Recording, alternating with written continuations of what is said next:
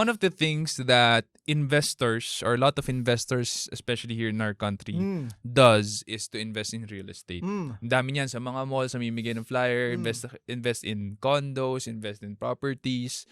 What's your take on that? And I know you invest in REITs. What's REITs? Why would you rather invest in REITs? That's something that I think our listeners would love to know. Okay, REIT basically is a derivative, pero it's a stock. A derivative is basically a piece of paper that says meron kang exposure dito pero you don't own it itself. REIT is you basically having exposure to a property. Pwedeng hotel, pwedeng mall, pwedeng hospital, anything na may possible rental income. So, what's nice about, kunyari, head-to-head, if you buy a condo, you need probably, kunyari, BGC. Na-shock na ako ngayon. 1 bedroom in BGC right now, mga 50 square meters, abot na siya 12 million pesos. Talaga? Mahal. Thank you, Bahay Pogo. lupa na yun. Thank you, Pogo industry. So, mga ganun. So, may mga ganun na, may mga ganun. Just 5 years ago, 2 bedroom yun sa BGC. Anyways, capital is big. Sa REIT, it's just like a stock for less than 10,000 pesos, makakabili ka na ng REIT. So, exposure-wise, may exposure ka na sa real estate without really having that large amount of money. That's one. Second is this. Pag may condo ka, you need to find a buyer para mabenta siya. It will take some time for you to be able to sell it sa market price. Sa REIT, if I want to sell it tomorrow, I can sell it tomorrow. Yun. The derivative. Yung REIT mismo, the REIT itself. Tapos, pangatlo is this. Kunyari, meron kang condo, may unit ka. Kung walang nag-rent for 2 months, you don't have 2 months of income. If you have a REIT of a hotel, merong hindi, mabakante siya ng 10% of the rooms, you still have 90% worth of the possible income. Then, number 4, property prices now are relatively higher versus the rent that you get. That's why people have to compute. If the property that they will get is good, plus yung rental nila mataas, baka yung yield nila sulit. But if they can get something higher sa REITs na may rate na dividends, kasi yung rule sa REITs is this 90% of the rental or operational income is given out as dividends. So mataas yun. So habang tumataas din yung renta, kaya sa Singapore nag-REITs kasi very predictable yung Singapore market Singapore is small piece of land.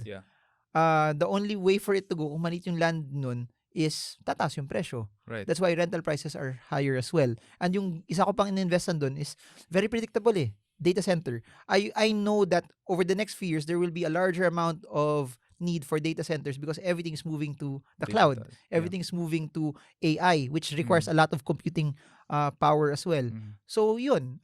Tapos pag data centers, hindi siya parang condo na 6 months, diba? You lease that for a longer period of time also. So yun, it gives me the ability that hindi never magkakaroon ng bakante. That's advantage number 4. Number 5 is yung the hassle of managing it.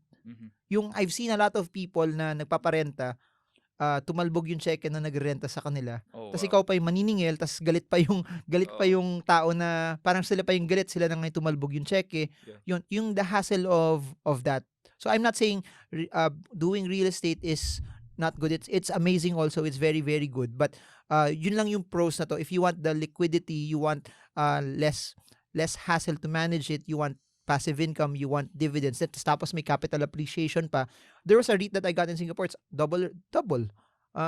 Plus, yung dividends pa nakukuha ko. REIT, by the way, is spelled as REET. No. REIT. REIT. Real Estate Investment Trust. So, when you want to invest in REITs, what's the platform? Like, kasi we're assuming that our listeners aren't investing in REITs right now. I'm not. I don't know a lot of people who invest in REITs. Hindi ko nga alam yung spelling But where do you invest in mayaman ka REITs? naman Okay. Hindi kasi the thing is, it's talked about more now in the Philippines because there was a disclosure that Ayala will have the first REIT in the Philippines. So when they list it, it will just be like a normal stock. Bibili mo pa rin siya from a broker as a stock code. Ganun lang siya. Okay. That's it. So it's available in the Singaporean stock market, for example. Pag lahat ng para din siyang stock. lahat na nag-list sa particular exchange na yun lang mabibili mo doon. So, lahat na nag-list sa Singapore exchange, yun yung mabibili mo doon. Lahat na nag-list sa US markets, yun yung mabibili mo doon. Lahat na nag-list sa Australian markets, yun yung mabibili mo doon. So, yung hassle lang doon, you need to open accounts sa specific brokers na meron REITs. But for those who want to wait for the Philippine markets to have it, wala pa sa ngayon. They just have to wait until people start listing and then they can buy it like a normal stock. So, you mentioned nag-double yung REIT na binili mo sa Singapore. How long of a time was that?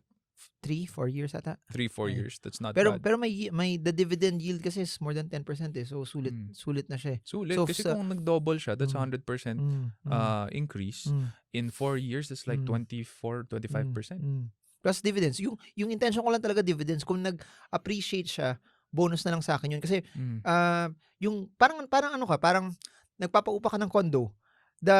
The price of the condo is irrelevant kasi hindi mo naman siya binibenta. Pero later on, tama ka. Pag binenta ko na siya later on, that's where it becomes interesting. Pero the cash flow is more interesting for me. Yung Singaporean stock brokerage account, where did you open it? Is there Singapore. specific? 2 ways.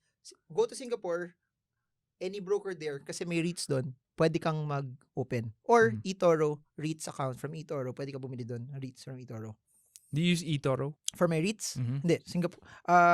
Ako, eToro, yung gamit ko sa eToro is to position in other stocks na hindi ko mabibili from the Singaporean exchange. Kasi yung eToro, meron siyang ibang exchanges doon, like sa Europe. Wala naman sa Singapore.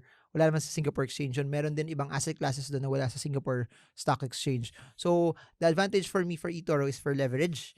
And it's for other stocks that I don't get there. Pero for REITs kasi, mas madami pa rin yung REITs na mabibili ko from the Singapore exchange. Pero if you're asking, gusto lang nila magka-exposure today na hindi nagpa-fly in, eToro is the best. But if they want to fly in and open their own account, they have to fly out talaga. Alright. So, eToro, how long have you been using it? Last year lang. Bago lang. Bago lang. And eToro is a copy trading platform? No. eToro is a CFD platform. It's a derivative also. Yung copy trading is just one feature for people na, how do I say this?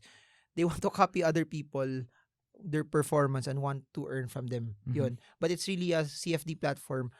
It's a derivative that allows you to buy different asset classes. Bitcoin, gold, Forex, stocks, funds. Ganyan siya. So, it's a parang platform that allows you to position in other sectors, other industries.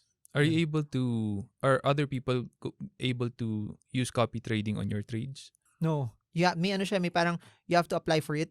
You also have to may parang criteria sila, and you also have to apply that you want to be part of that. Why would you apply though? If you're a trader or an investor? Ako? No, I mean like why would people?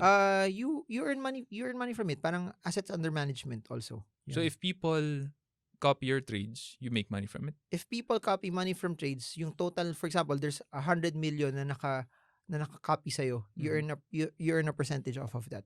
Wow. Galing ah. Pero it's parang for some that want to earn kasi it's okay. Pero ayoko na yung pressure na ganun, yung you have to perform para kumita rin yung ibang tao for you.